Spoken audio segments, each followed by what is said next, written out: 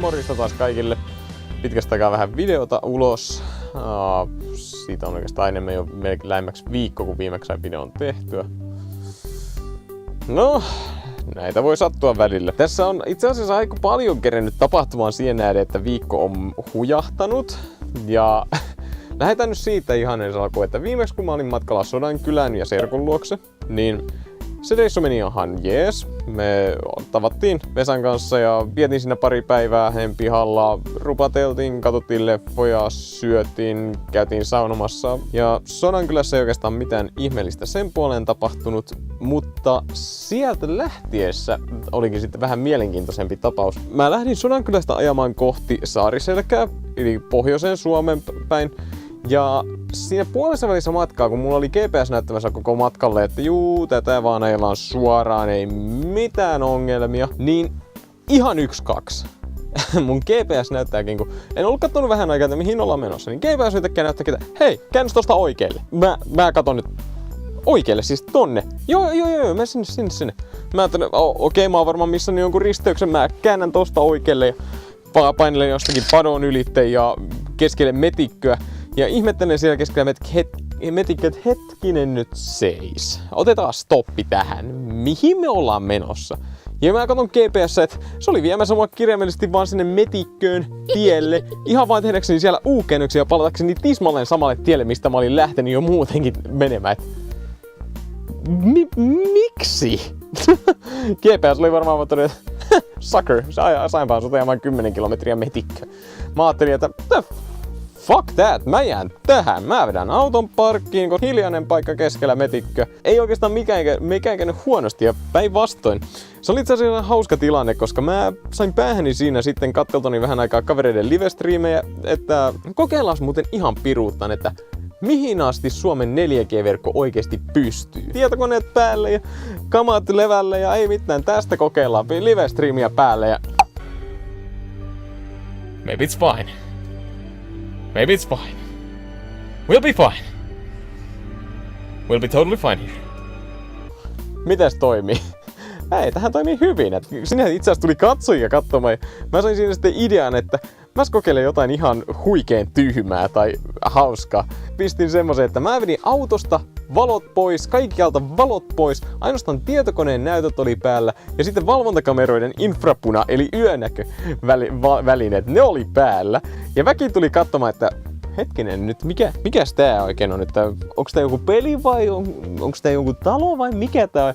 Mä vedän siihen sitten mahtavan storin, että auto sammuu ainakin 10 kilometrin päähän keskelle pimeintä metikköjä ja täällä on susia ja karhuja ja poroja ja hirviä ja pingviinejä ja jäniksiä. Täällä on kaikkea Suomen metikössä ja mulla ainoastaan. Mä soitin kyllä tonne hinausfirmaan, mutta ne ei suostu tulemaan näin myöhään enää.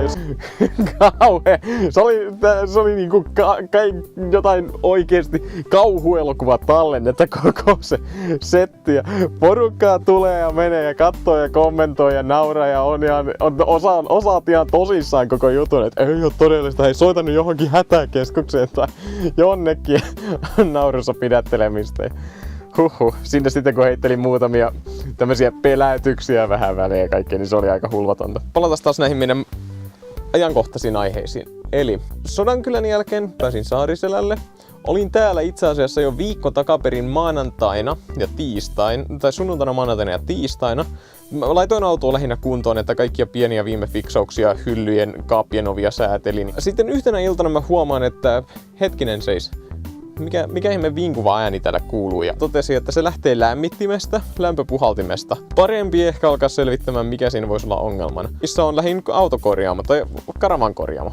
Ja ylläri, se oli Rovaniemellä. No, onni onnettomuudessa sain keskiviikolle, kun maanantaina soitin, niin keskiviikkona sain ajan. Ja mikäs siinä? Ajoin sitten 250 kilometriä takaisin Rovaniemelle.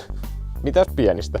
Kun on se kivempi saada lämmitin kuitenkin kuntoon, sitten sen sijaan, että olisin lähtenyt leikkimään tulella kirjaimellisesti ja todennut tossakin Norjan puolella, että jaha, nyt jotakin leipoi kiinni, lämmitys ei enää pelaa ja täällä on -20 joka päivä. Yes!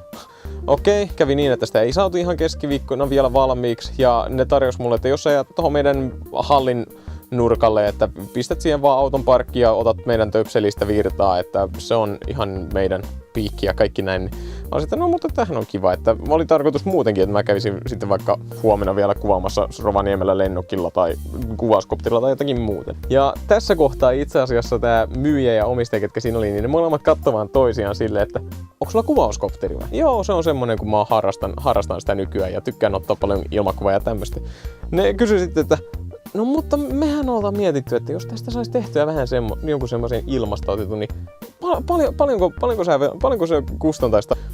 Mä vaan mietin, että en oo ikinä tehnyt, ei oo ikinä kukaan edes kysynyt tarjosta, että paha sanoa. Ja lopputulos oli, että mä tein heille sitten palveluksena ton vajaan minuutin pituisen mainosvideo heille nettiin laitettavaksi. Ja se oli mulle editointiharjoittelua, drone-harjoittelua, heille hyvä videoklippi ja mä sain myös ensilokasta palvelua, että voin erityisesti suositella, että Karavan keskus Reatalo niin Rovaniemellä käykää ihmeessä, jos tarvii huolattaa autoa pohjoisessa, koska ette varmaan parempaa löydä. Se oikeastaan sitten Rovaniemestä, koska sen jälkeen mä lähdin suuntaan takaisin Saariselälle. Ja mulla oli tavoitteena, että mä pääsisin siinä perjantai-päivän aikana takaisin Saariselle, koska mulla oli tälle kavereita itse asiassa silloin vastassa. He oli tullut partioporukan kanssa laskettelu kautta hiihtovaellukselle tuohon viikonlopun ajaksi ja oltiin sovittu, että no kun he kerran nyt on tässä alueella, niin mikäs kirja mulla on täältä eteenpäin. Se oli itse asiassa ihan jees, koska mä sain heiltä muun muassa lumikengät lainaksi ja niiden avulla pääsin sitten hiipparoimaan porukan jatkeeksi, kun ajattelin, että mikäs tosta, jos 6,5 kilometrin päähän Niilan päälle äkkiä hilpasee yhden tunturihuipulle, ottaa sieltä hyviä kuvia, videoita. Ja se meni ihan kivasti siihen asti, kun he jatko matkasta vielä pidemmälle hiihtäen ja mä lähdin tulen takas Lapihämeeseen, mutta vähän jalat antoi vastalausetta siinä viimeisen 2 kilometrin kohdalla, koska yksinkertaisesti nivuset ei enää kestänyt sitä lumikenkäilyä, koska se oli ensimmäinen kerta ikinä, kun mä olen lumikengillä kävellyt ja heti semmonen 14-15 kilometrin lenkki ja tunturi ylös alas, niin se oli meinaan tuskainen, meni viimeinen 2 kilometriä. Mulla meni oikeasti varmaan 2 tuntia siihen viimeiseen 2 kilometriin. Mutta nyt ne alkaa taas olla onneksi kunnossa ja nyt mulla on lumikengät matkassa mukana. Sen viikonlopun jälkeen oikeastaan nyt mä olen tässä jälleen kerran Saariselän kuukkelilla samassa paikassa missä viime viikolla. Tällä kertaa tosin ehjän lämmittimen kanssa. Ja taas ainakin 2 kokemusta rikkaampana. Tuossa maanantaina eilen tuli myös itse asiassa käytyä moottorikelkkaamassa ensimmäistä kertaa herra ties kuinka moneen vuoteen. Mutta sitten tänään mä yritän saada videon aikaiseksi, tehtyä tiskit ja lähden jatkaa matkaa joko sitten illasta, yöstä tai huomenna aamusta, että saa nähdä. Ei kai siinä oikeastaan tälle videolle tällä kertaa muuta. Että seuraava kohde on Ivalo, siitä Utsjoki. Pahoittelen, jos jotkut olisi odottanut, että tämä eteneminen tulee olemaan vähän nopeampaa, mutta tää on tämmöistä elämää, että kun ei ole kiire mihinkään ja ei ole aikatauluja, niin välillä voi jäädä vähän pidemmäksi aikaa paikalle ja välillä sitten taas jatkaa matkaa ja tekee muita asioita. Muun muassa pistää vielä autosta näitä viimeisiä asioita, että nyt on tullut suihkut ja WC ja kaikki tämmöistäkin testattu ja kaikki toimii, että it's fine. Vihdoinkin alkaa asiat olemaan kondiksessa. Ei tän enempää mutinoita tällä kertaa. Kiitokset jälleen kerran kaikille katsomisesta ja nähdään taas seuraavassa videossa. Se on taas moro, ciao!